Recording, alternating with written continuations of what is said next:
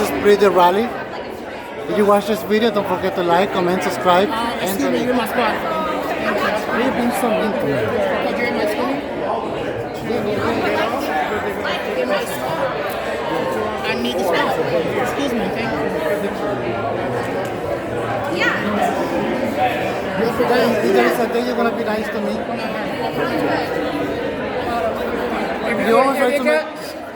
You always try to make my life miserable. Ma'am.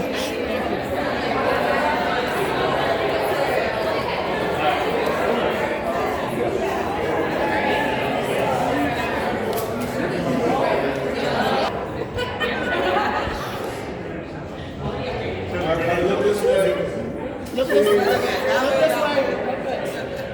Look straight in. Oh, look straight ahead. You took my moment. I'm sorry. Jackie. Smile. And also be serious. Everyone the better camera. All right. I'm just trying to sneak it. Look this way. Like he said, look this way. Am I on your way? No, you're good. Take another one with me in there, please. Oh, Please, go ahead. Please go ahead. Thank you. No,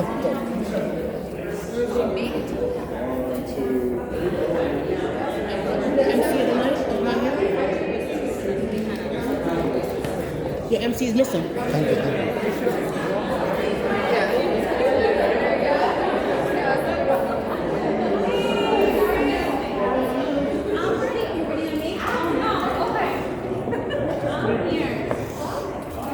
Can you hear me? Yes. Are we ready to make poverty history today? All right. I am so excited to be here today. My name is Therese Daly, and I'm President and CEO of the United Way of New York State and 211 New York. Yeah. It is such an honor to be here with you, and thank you for letting me MC this incredible event that we have in front of you.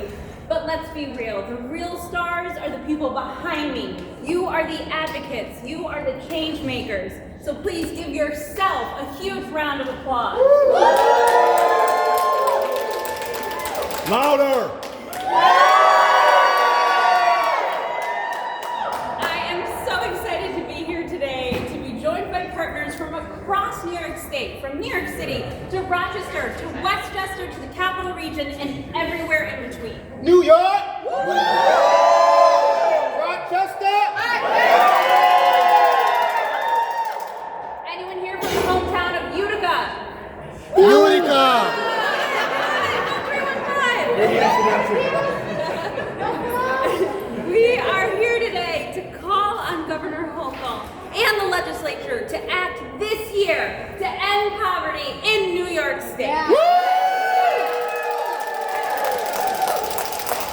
New York has long struggled with high child poverty rates, and with our child poverty rate hovering around 20% for many years, and many more, families struggle to make ends meet just above the poverty line. That ain't right. No, and it needs to end now. So I can tell you in our ALICE report, which is Asset Limited Income Constrained, we reported that 48% of the households in New York State are unable to make basic ends meet. I don't know about you guys, but that is 48% too high. That ain't right. So New York has made a promise to do better, and now is the moment to put that promise into action. We need to be a leader in the absence of federal action. The nation is looking to New York during this time of upheaval and cuts to federal programs. New York must lead by putting children and families first. Because let's be honest, they are our future. Yes, they are. Last year, New York made important strides by expanding our state child tax credit, passing universal healthy school meals,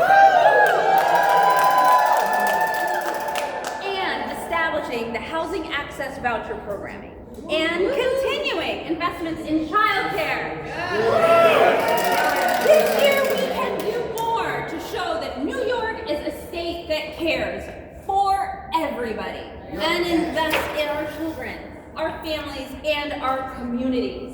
Because as a friendly reminder, when our children thrive, we all thrive. So without further ado, I would like to welcome some of our partners in the legislature to say a few words. But until then, we are going to hear from some of our incredible advocates who are doing things on the side. They are the true champions of this cause, and I want each of you to give them your attention, but also most importantly, your enthusiasm. But before I get there, I just want to thank each and every one of you who showed up here again today. I cannot because without you, this would not be possible, and change would not be possible. Because as everybody knows, we are the ones that are the change makers in New York State. And I would also like to give a special recognition to the incredible, to the amazing, to the wonderful Kate Breslin. Hi, Kate.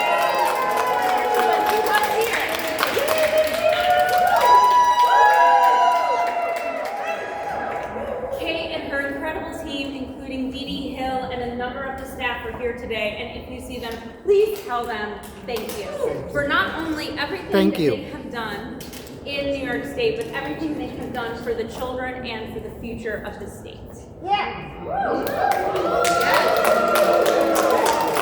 As you all know, it takes a village to bring something like this together. So I would also like to recognize the individuals on the planning committee, such as Rebecca Meyer, Jasmine Vega, Diana Ramos, Anthony F. Feliciano. Yes. Feliciano, don't forget. Edward Healy, Eduardo Hernandez, and all of you who are doing things behind the scenes, doing the printing, the writing, the copying. Again, it takes a freaking village. That's right. And just because I am here for work, I do have to remind you to always please utilize your united way in your community. We work for you. We are here for you. Our biggest focus is that every individual has the right to housing, to clothes, to jobs, to mental health needs, anything you need, especially in a crisis, because just because you're in an undignified situation does not mean that you should lose one shred of your dignity. So please, always know to call 211 24/7, 365 days a year in 180 languages. We will be able to serve you. And then please contact your local United Way, because again, we want to work with you. You are the superheroes. Thank you.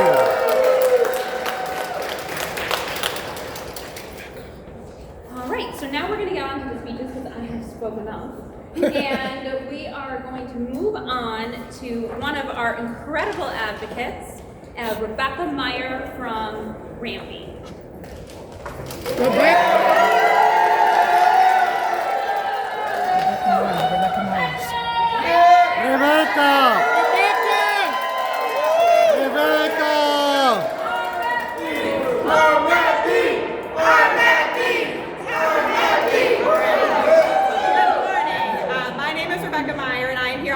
Rochester Monroe Anti-Poverty Initiative, or our MAPI, and I'm here with... Hi, my name is Jasmine Vega, and I'm here on behalf of the community members that work with our MAPI. We call ourselves the Civic Influencers, who represent lived experience of poverty at our MAPI's tables and beyond. Year after year, every time we talk to community members about what they need, access to safe, affordable housing is their top priority. Housing stability is foundational to upward mobility, and creating opportunity-rich neighborhoods is a core pillar of our MAPI's work. In Rochester, and elsewhere around the state, a majority of renters are cost-burdened. Eviction filings remain high, and homelessness continues to disproportionately impact families with children and communities hurt the most by structural racism. We consistently hear stories of poor quality housing, rising rents, lack of available units, and a myriad of other challenges households face when it comes to housing. In Rochester, there are only 40 rental units available for every 100 extremely low-income households. Boo! That's not a housing system, it's a crisis. That's why we're here to demand the state take action. And there's good news. We have a solution. It's called the Housing Access Voucher Program, or HAVP. And New York State started it with a $50 million investment last year. HAVP is a game changer. It's a program designed to keep people housed, keep families stable, and keep our community strong. The $50 million investment last year is just a good start, but we need the program to be permanent. And we need the state to commit the $250 million that they promised. With $50 million, the entire Finger Lakes region is slotted to receive 143 vouchers. That's not enough. Increasing HAVP to up to $250 million would multiply that number to almost 600. That's a big difference for the Finger Lakes and for Rochester. HAVP isn't just morally right, it's economically smart. It would reduce shelter use, lower eviction-related costs, and keep families out of crisis. That's right. This is especially important for our community's children. Over 3,000 children and youth in Rochester are homeless in any given year. While that may sound like a small number to our downstate friends, it is not a small number in Rochester. We know that close to 8% of all children in the Rochester City School District were homeless at some point during the last 2 school years. That is 1 out of every 12 students. In the average classroom, that is 2 students who may not know where they are going to sleep at night. Every year children spend in poverty is dangerous and expensive. Early poverty stunts children's development, creating opportunity gaps that can last a lifetime and harm the nation's economy.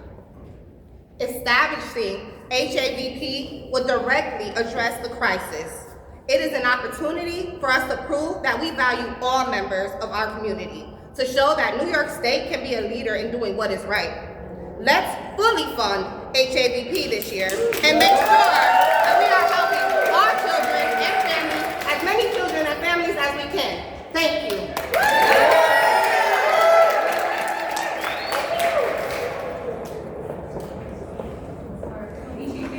Can we give one more round of applause for Rebecca and Jasmine?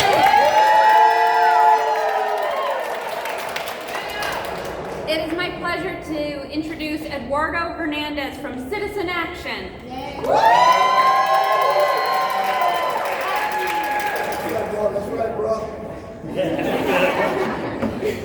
Hi everybody, thanks for being here today. My name is Eduardo Hernandez and I work as the organizer in the Capital District with Citizen Action of New York and focus on childcare.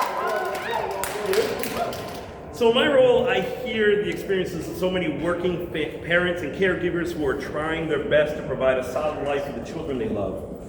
I also hear from the dedicated, underappreciated, and underpaid early childhood educators, amazing people that are doing their heart's work, caring for our children so that hardworking parents can go out into the world to work and learn, knowing that their children are safe and well taken care of. Today, however, I want to share with you my own personal experience dealing with this. After my youngest daughter was born, my wife and I prepared for her to return to work as a nursing tech at a local hospital. We applied for child care assistance and called around the centers to find a spot for our daughter. We were put on wait lists as there was not enough openings to cover the family's needs. And we waited to hear about what we would receive in child care assistance, as that was the key to making child care affordable for us. Both of us worked full time and we earned just enough to get by, even then. Soon enough, we learned that our combined income was only a couple of $100 over the assistance cutoff, and we were floored. Without that child care assistance, 80% of my wife's salary, take-home pay, would go towards the child care cost for our daughter. That's 80%. So we could not find a way to make that work and have her return to work at the same time. At that point, we had to have a very real and very difficult conversation. And this is a conversation that people are having in New York State still today, every day. How could she return to work under those circumstances? Because it did not add up. My wife put continuing in her career on hold until we could figure out how we could afford to allow her to go back to work. Say that again. We had to put her career on hold so we could figure out how we could allow and afford her to go back to work. How does that make sense in New York State? My daughter now is a senior in high school. This happened 16 years ago. And even though New York State has made some progress since then, it's not been enough. Counties throughout the state have closed child care assistance wait lists. Child care centers are understaffed, and child care educators are leaving the profession because they're earning poverty level wages. All of this adds up to a crisis situation that continues to perpetuate poverty amongst honest, hard-working families trying to do their best. So Governor Hochul, we can't continue this cycle of poverty by ignoring the much-needed legislation that will help families thrive and child care educators earn a living wage. Step up and do what's right, Governor Hochul, for New York families to be able to better themselves, contribute to New York State, and to escape poverty and live with dignity.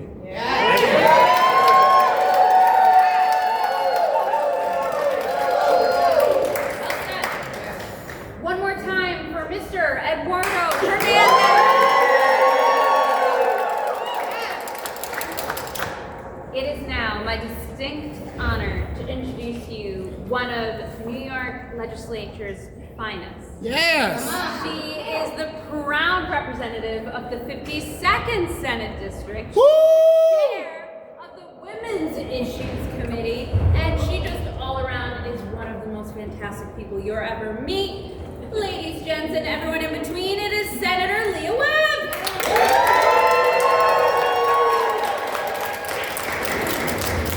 Thank you all so much for being here today. But I have to be honest with you, it is unfortunate that you have to be here. When you talk about things like childcare, having access to food, these are all essential services that we need as human beings, period. And so your zip code should not determine your ability to succeed. Most certainly, and your desire to be a worker in human services should not determine the manner in which you can give back to your community and not be financially secure. And so I'm proud to stand here with all of you today. I know you've come here through very interesting weather that we are experiencing, but I think that is demonstrative of not only your interest and your passion, but the urgency of what we all know is the right thing to do, and that is to fully fund child care, that we need to fully fund access to programs like WIC and SNAP. We understand here in New York that the federal cuts that are having devastating impacts on not just our ability as a state when it comes to the budget, but also policies. But this isn't new. But what we do know and what New York has a track record of doing, and that is making sure that we are centering the voices and the needs of those who are most vulnerable, because we can't ignore the very glaring realities of poverty, but it doesn't mean we can't change it. And so it is through policy, it is through investment, it is through continuing to support our communities, like making sure our child care workers are paid living wages, that for individuals who are in need of food assistance, whether you are a child, an infant, or an individual who needs access to food, that you can get that assistance. That we are positioning our communities, so whether you are in my community in the Southern Tier, whether you're in New York City or the capital region, wherever you may reside, that you truly have an opportunity to thrive for yourself, your families, and those that are coming after you. And so again, no individual should have to choose between putting food on the table, paying for life-saving medications, having to pay very high utility bills. That's a whole other conversation, but we are actively pushing and trying to make more reforms in that area as well. But having access to a place you call home, like all those things are essential services and needs, and it is paramount that as a state, we continue to make equitable, and I want to emphasize equitable investments in these key areas, because when we do, the whole entire state can thrive, and we are on a much better trajectory, and it is the right damn thing to do. That is Thank you all so much for your continued advocacy. Your voice, along with myself and my colleagues in the legislature, not only are reverberating loudly in our capital, but it is most certainly being demonstrated in the work that we are doing, not only in this session, but for sessions to come. Thank you all so much.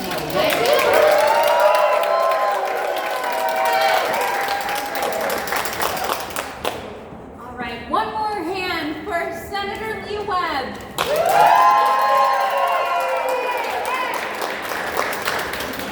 All right, we're getting there, people. All right, next on our list is the wonderful, the incredible, and a gentleman who's celebrating a new job, Mr. Ryan Healy from Hunger Solutions.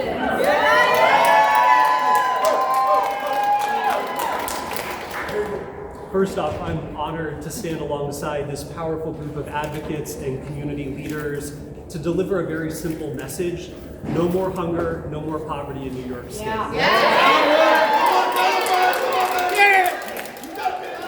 At a time when nearly 3 million New Yorkers are struggling to put food on the table, millions more living paycheck to paycheck, and our federal government is gutting SNAP and Medicaid to shower billionaires with even more tax breaks, New York State must do everything in its power to protect New Yorkers. The urgency can't be overstated. That's right.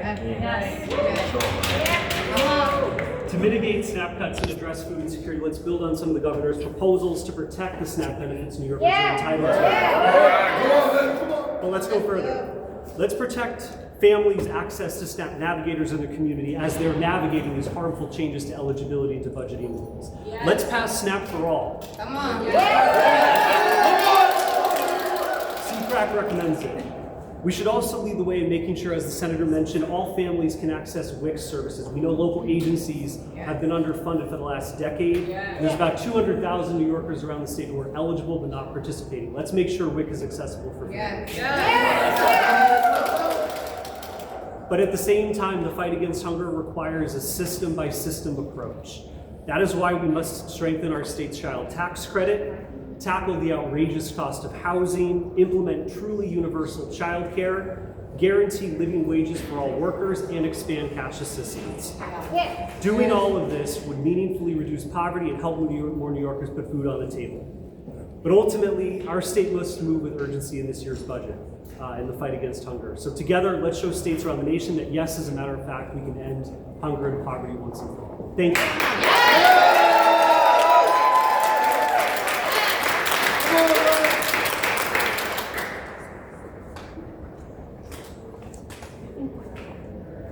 One more hand for Ryan. All right, next on our list, we are going to have the wonderful and the incredible Diane Ramos from Safety Net Project. Safety Net Project. And also likes to go by an activist title. So we love it. Diana, please come to the stage.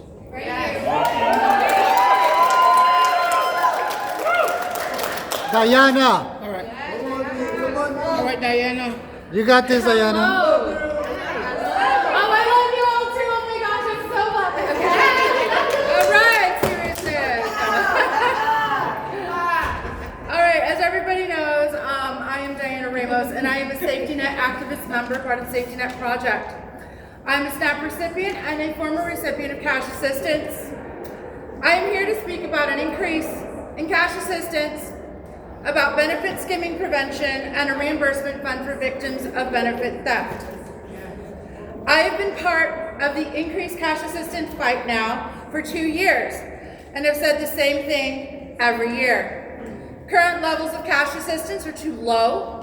The need for parity for all, and the CPRAC recommended 100% increase. We have fought for the same bills year after year. Why continue to fight? We want our fellow low and no income New Yorkers to strive. New Yorkers who work hard and have found themselves in crisis.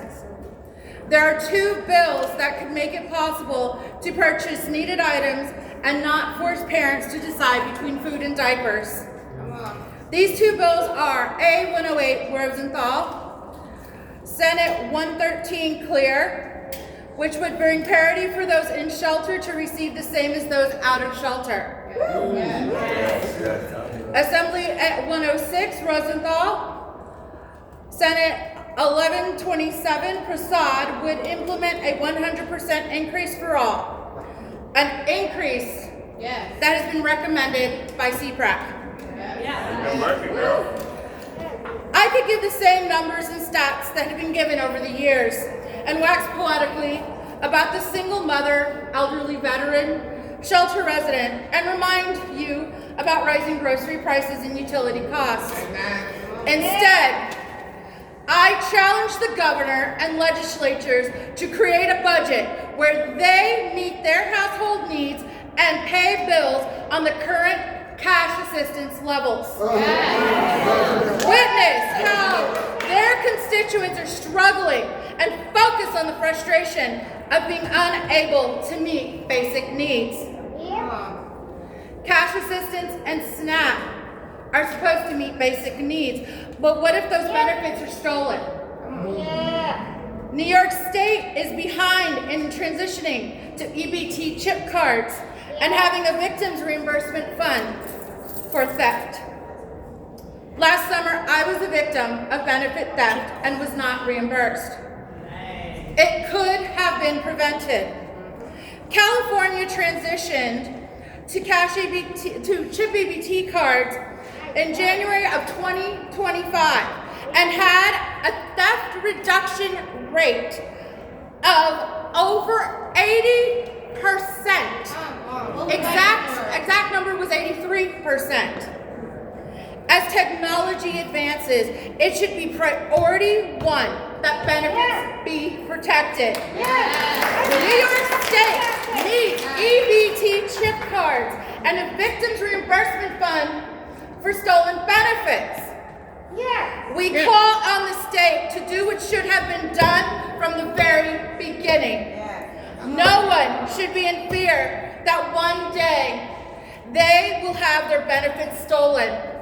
New Yorkers deserve the peace of mind that the state is going above and beyond to lessen the theft of benefits and that stolen benefits will be completely reimbursed. Increase cash assistance, protect our benefits, and reimburse victims of benefit theft.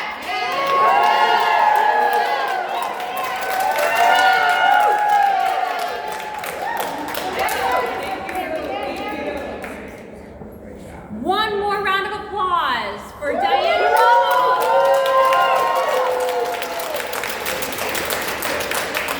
And correct me if I'm wrong, but did I see Westchester in the house? Welcome. We're so happy to have you, and thank you for coming, Westchester. All right. Next up on our incredible list of change makers is Susan Welber from the Legal Aid Society. Give it up for Susan! Susan! Hey everyone. Susan!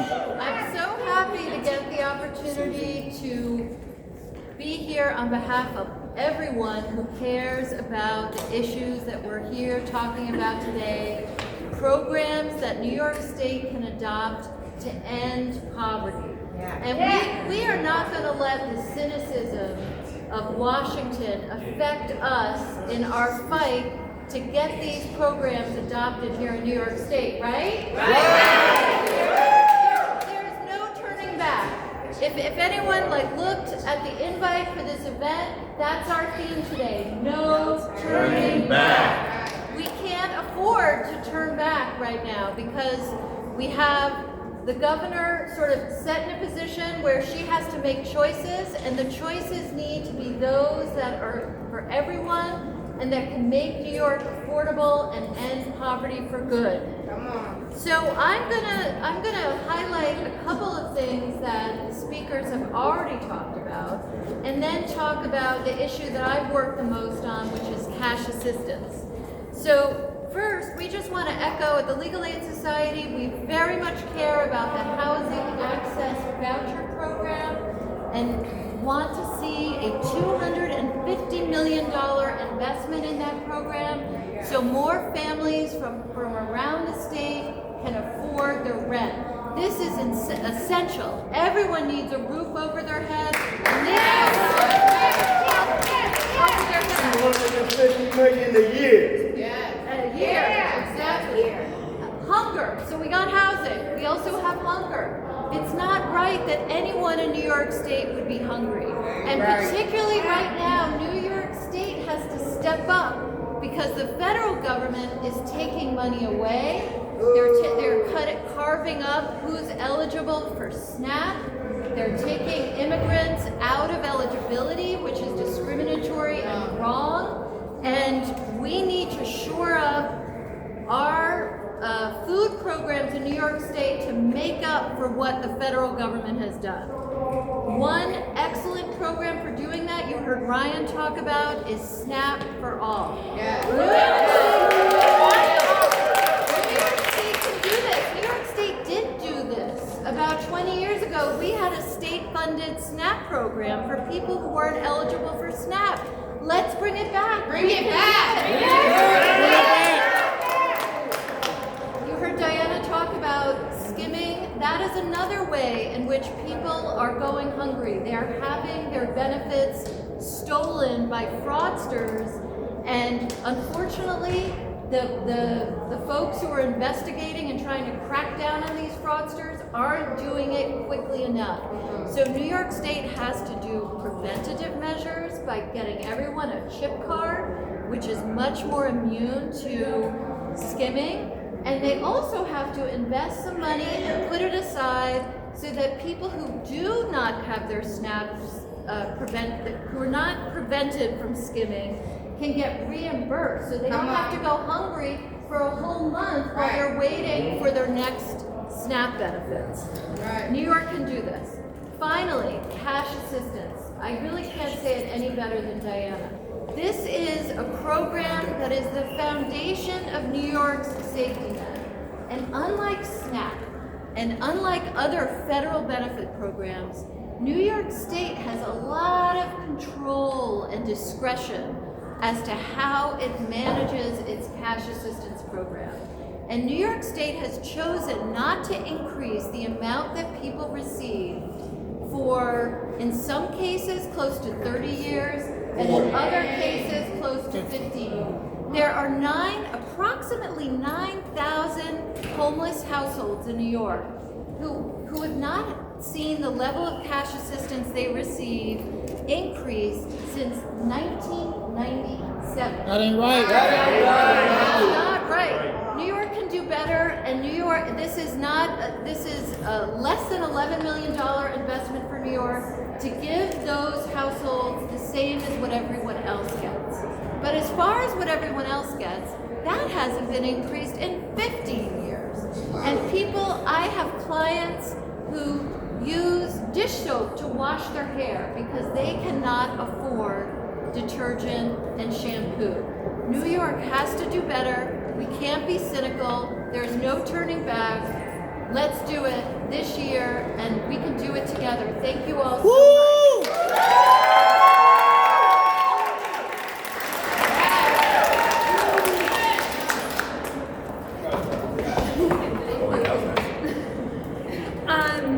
First of all, let's give it one more time up for Susan. And I have to say, we have been joined by a very special guest who's someone who's close to my heart and one of the best advocates you will ever meet. Please say a resounding welcome to Claire Reed from the United Way of the Greater Capital Region. Come on.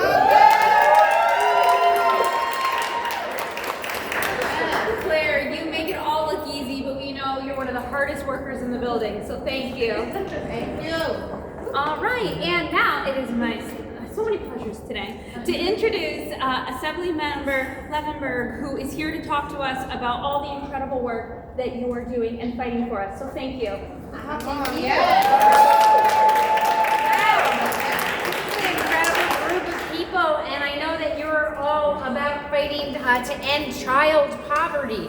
Well, we certainly know that we saw great reductions in child poverty during COVID when our government stepped up to actually make sure that people had money in their pockets, that they weren't getting evicted from their homes, and that we were all very focused on making sure people weren't going hungry. We have so many programs that we've been working on that indirectly but also directly address poverty, which includes making sure that we have universal school meals, making sure that no child goes hungry, making sure that we have affordable housing so people can live and do not have to keep getting bumped around from place to place. Making sure that we have affordable, obviously, education, but also universal child care so that parents can actually go to work and come back and provide for their kids instead of having to lose days of work, whether it is for sickness or just because they can't afford childcare. All of these programs are so expensive, and we need to make sure that we continue to fund them adequately in the state while our federal government is rolling back all of our social service protections.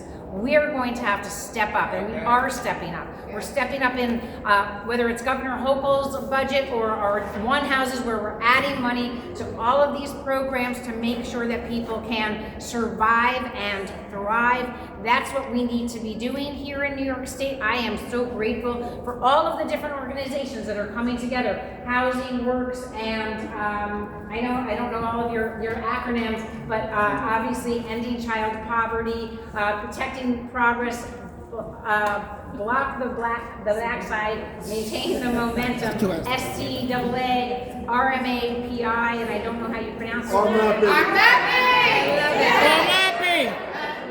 I love acronyms, and when we get to say about that as well, it's awesome. In any case, thank you all so much for being here today. Let's make sure that we get our One Houses, we get the money in the budget, get over the hump, and of course, I forgot to mention some of my biggest issue, which is actually the New York Health Act, making sure that everybody who works and lives in New York has health care provided for them. Over the finish line, as well as protecting our environment and lowering our utility costs. So let's do it. Working together, we know we can. Thank you all.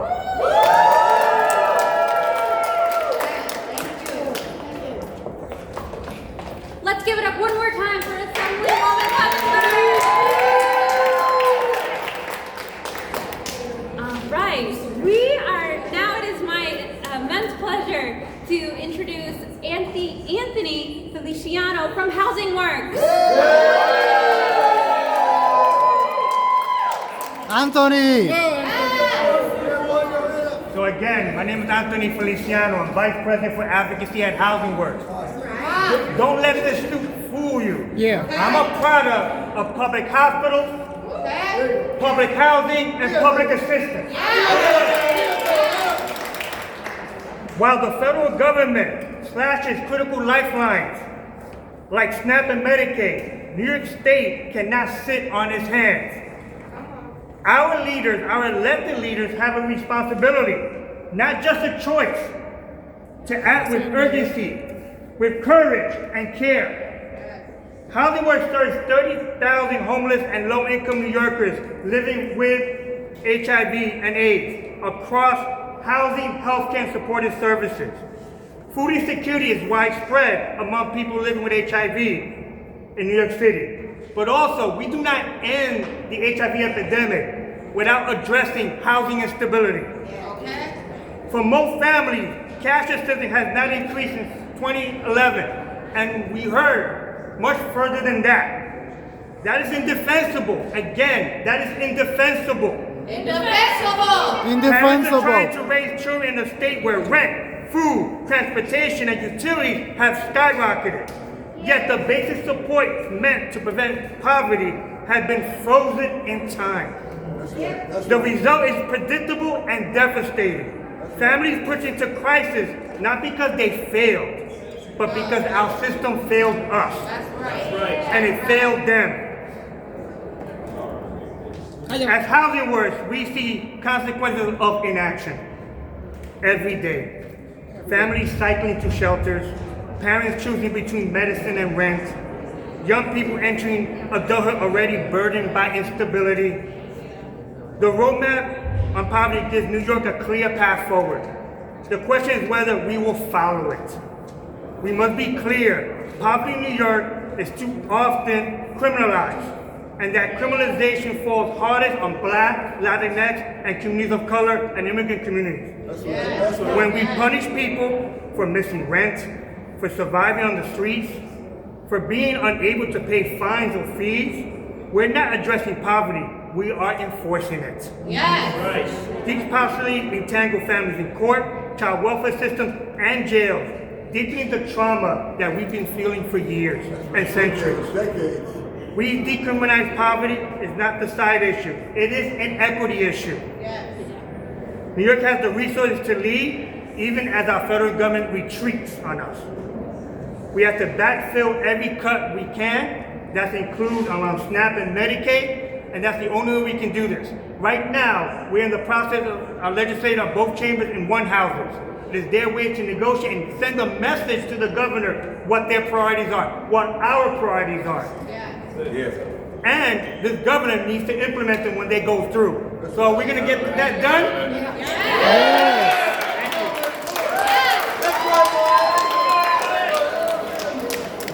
One more hand for Anthony.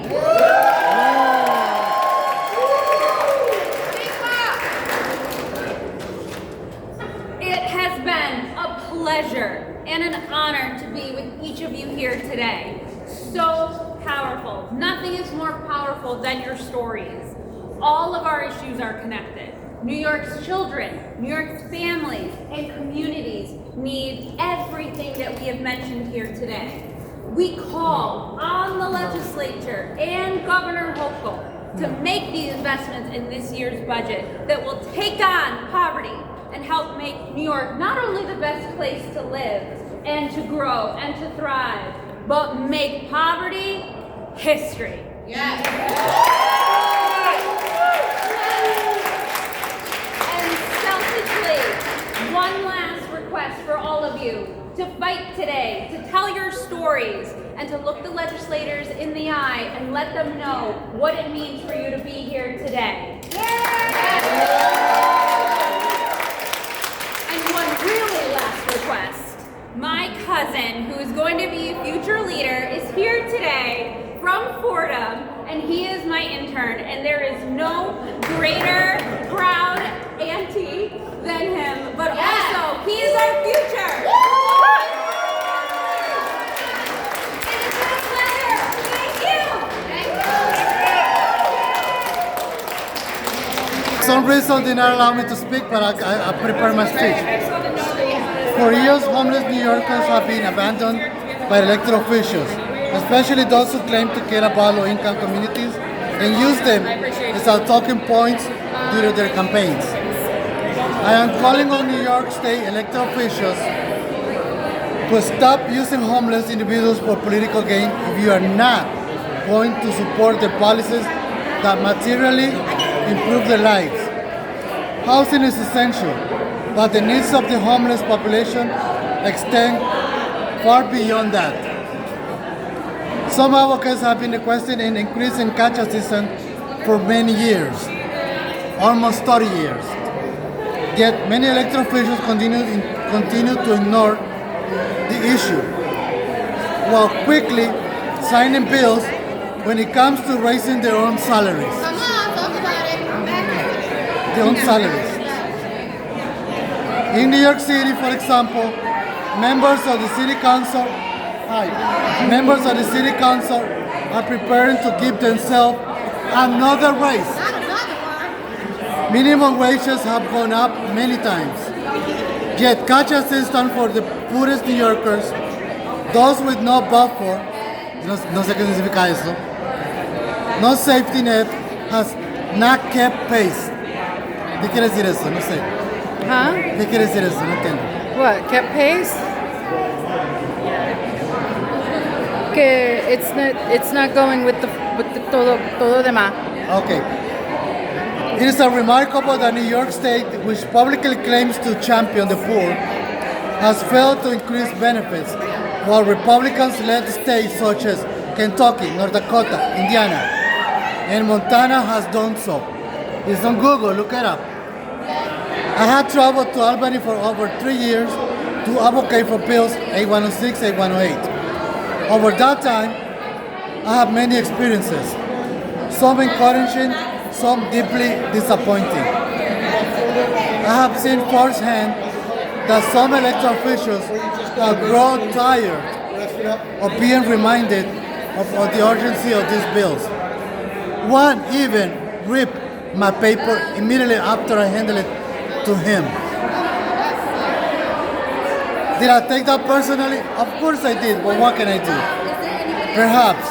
But what matters more is that low-income New Yorkers from all walks of life, black, white, from all religions, religious, atheists, anybody, Republicans, Democrats, depends on advocacy, on my voice and our collective fight.